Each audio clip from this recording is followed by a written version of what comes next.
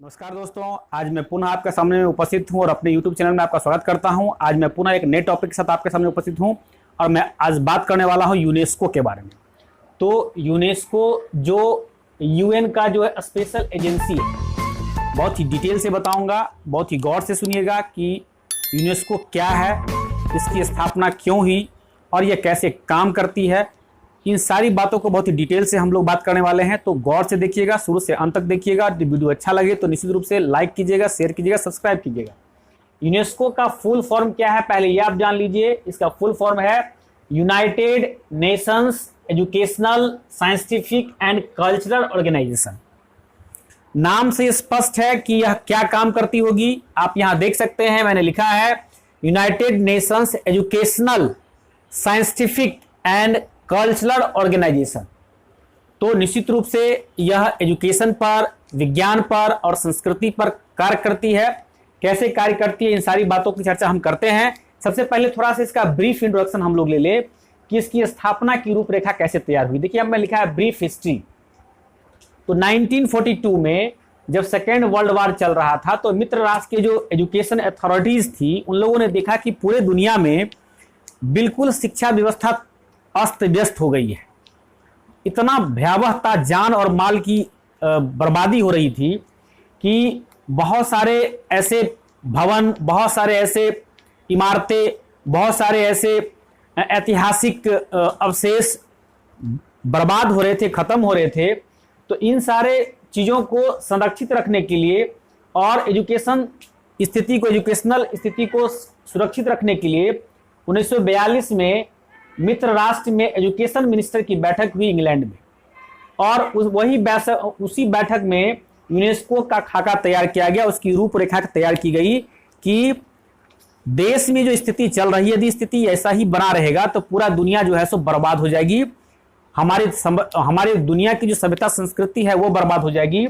हमारी आने वाली पीढ़ी को हम क्या दिखा पाएंगे, इन सारे चीजों पर चिंतन मंथन के फलस्वरूप जो है एक रूपरेखा तैयार की गई।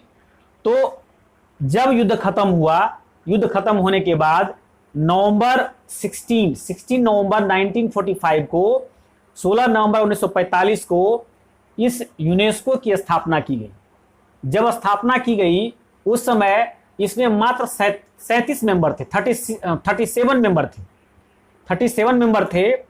और जब इसका निर्माण हुआ 1945 में, तो एक ही साल के बाद इंडिया, जिस समय इंडिया आजाद भी नहीं हुआ था, उस समय 1946 में इंडिया जो है सो यूनेस्को का सदस्य बन गया। इसका हेडक्वार्टर आप देख लीजिए, पेरिस, जो कि फ्रांस में है, इसका हेडक्वार्टर है। और जैसा कि मैंने बताया कि जिस समय यूनेस्को का स्थापना हुई उस समय मात्र 37 37 देश इसके मेंबर थे, और धीरे धीरे बढ़ते वह 195 तक गया। लेकिन 2019 में एक घटनाक्रम के कारण 2 देश इससे निकल गया। 2019 में अमेरिका और इजराइल जो है सो इस यूनेस्को से जो है सो निकल गया। और यह यूनेस्को के लिए एक बहुत बड़ा झटका था, क्योंकि यूनेस्को जो पूरे दुनिया में शिक्षा के क्षेत्र में, संस्कृति के क्षेत्र में, विज्ञान के क्षेत्र में जो प्रसार कर रही है, विकास कर रही है लोगों के कल्याण के लिए, उसमें से 22% जो है सो अपने इसकी जो खर्च था वह उसको सिर्फ अमेरिका बेयर कर रहा था, और अमेरिका इससे निकल गया। और निकलने की पीछे की यदि वजह देखा जाए तो इजराइल में जो है सो, इजराइल की राजधानी जो यरूशलेम है, उस यरूशलेम में एक दीवार है, यरूशलेम की दीवार, जिसमें कि बहुत सारे धर्म के लोग जो है सो उसको पवित्र मानते हैं। चाहे वह इस्लाम धर्म के मानने वाले हो, चाहे यहूदी धर्म के मानने वाले हो, चाहे ईसाई धर्म के मानने वाले हो। तो इसी को जब यूनेस्को में मान्यता, यूनेस्को को विश्व संरक्षण के रूप में जो है इस दीवार को रखने की जब बात हो रही थी, तो इजराइल ने यह आरोप लगाया कि फिलिस्तीनियों के पक्ष में यूनेस्को जो है सो अपना डिसीजन ले रही थी। और इसी बात को अमेरिका भी इजराइल का पक्ष लिया, और इस पक्ष के कारण जो है, इस विवाद के कारण जो है सो वह यूनेस्को से अलग हो गया। तो अभी यूनेस्को में 193 देश है। अब हम बात करते हैं, ये ब्रीफ इंट्रोडक्शन मैंने बताया कि इसका निर्माण कब हुआ, इसका हेडक्वार्टर कहाँ है, इसके मेंबर कितने हैं। अब जो सबसे इंपॉर्टेंट बात है हम बात उसकी करने वाले हैं कि यूनेस्को जो है वह आप देख सकते हैं कि इसका नाम ही है United Nations Educational Scientific and Cultural Organization. तो मुख्य रूप से 3 बिंदुओं पर वर्क करती है, एजुकेशन पे, साइंस पे और संस्कृति पे। चूंकि विश्व युद्ध के समय में सबसे ज्यादा जो लॉस हुआ, लर्निंग लॉस हुआ, वह एजुकेशन का हुआ। फिर जो है सो विज्ञान का, पूरे विज्ञान का उद्देश्य सिर्फ और सिर्फ रह गया बम बनाना, बारूद बनाना और लोगों का विनाश करना। तो वह जो उद्देश्य था, उद्देश्य को डिविएट करना और मानव कल्याण की ओर मोड़ना, यही यूनेस्को का लक्ष्य था। और जो संस्कृति बर्बाद हो रही थी, सभ्यता संस्कृति जो बर्बाद हो रही थी, जिसको संरक्षण की जरूरत थी, तो इसलिए इसकी स्थापना की गई। तो देखिए यहां पर जो है सो मैं यहां पर लिखा हूं एजुकेशन के क्षेत्र में जो है सो प्रत्येक 15 सालों पर एजुकेशन का एक प्लान बनता है और उस प्लान के अंतर्गत जो है सो विश्व में वैसे देश जो डेवलप्ड कंट्री हैं या वैसे देश जो डेवलपिंग है या अनडेवलप्ड हैं, ऐसे देश के लोगों में अधिक से अधिक शिक्षा का परसेंटेज बढ़ाया जा सके, इसके लिए जो है सो रूपरेखा तैयार होती है। तो जो यूनाइटेड नेशंस की जो महासभा है, 17वीं महासभा में यह निर्णय लिया गया और इसमें जो है सो वैश्विक शिक्षा 2015 से 2030 तक का लक्ष्य रखा गया और इसमें लक्ष्य रखा गया शिक्षा के सतत विकास का लक्ष्य रखा गया कि शिक्षा में कैसे सतत विकास हो। इसमें उन्होंने ज्ञान का विकास कैसे हो, कौशल का विकास कैसे हो, निःशुल्क शिक्षा कहां तक दिया जाए और प्रत्येक व्यक्ति को निःशुल्क शिक्षा दिया जाना चाहिए ताकि व्यक्ति अपनी जिंदगी को सही ढंग से जी सके। फिर सार्वभौमिक साक्षरता, प्रत्येक लोग साक्षर हो सके। इन सारे बिंदुओं पर जो है सो रूपरेखा तैयार की गई और इसका लक्ष्य रखा गया 2015 से 30 तक इसको प्राप्त करना है। अभी 2021 चल रहा है और 30 तक जो है सो अपने लक्ष्य को प्राप्त करना है।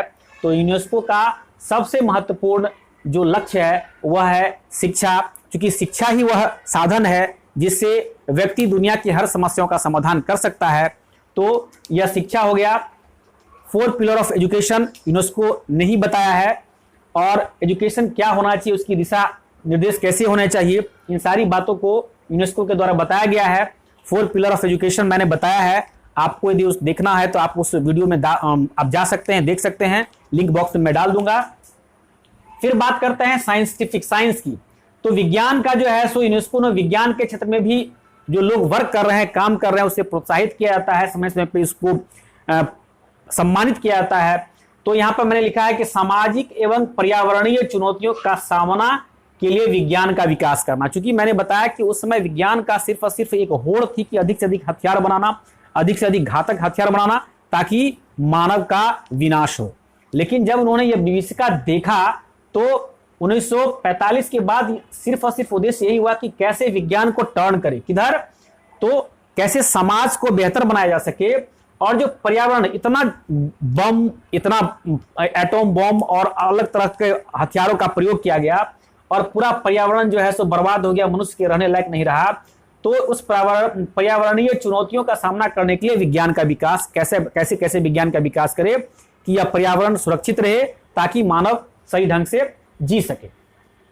अब बात करते हैं कल्चर की, संस्कृति की। चूंकि जैसा कि मैंने बताया कि बहुत बड़े बड़े बिल्डिंग थे जो विश्व धरोहर था और उस धरोहर की सुरक्षा करना हम लोग का दायित्व था ताकि आने वाली पीढ़ी उसको देख सके और अपने पूर्वजों के द्वारा किए गए कार्यों को समझ सके और उससे सीख सके और फिर नई इबारत लिख सके।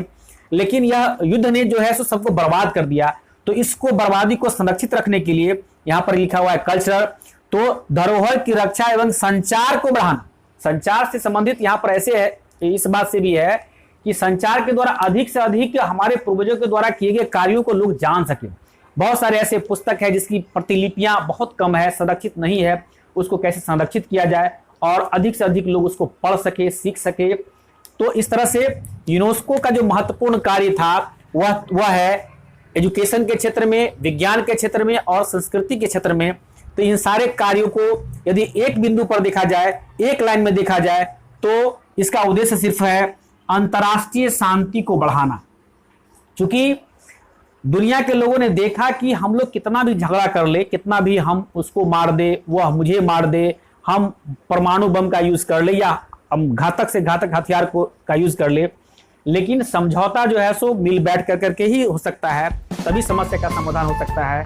तो अंतर्राष्ट्रीय शांति ही इसका महत्वपूर्ण उद्देश्य हुआ और इसके लिए प्रयासरत सब दुनिया के अन्य अलग अलग देश ने किया और अभी भी लोग प्रयासरत हैं। अभी भी बहुत सारी योजनाएं चल रही हैं और इस तरह से जो है सो हम लोग यूनेस्को के बारे में देखें, समझे, जाने।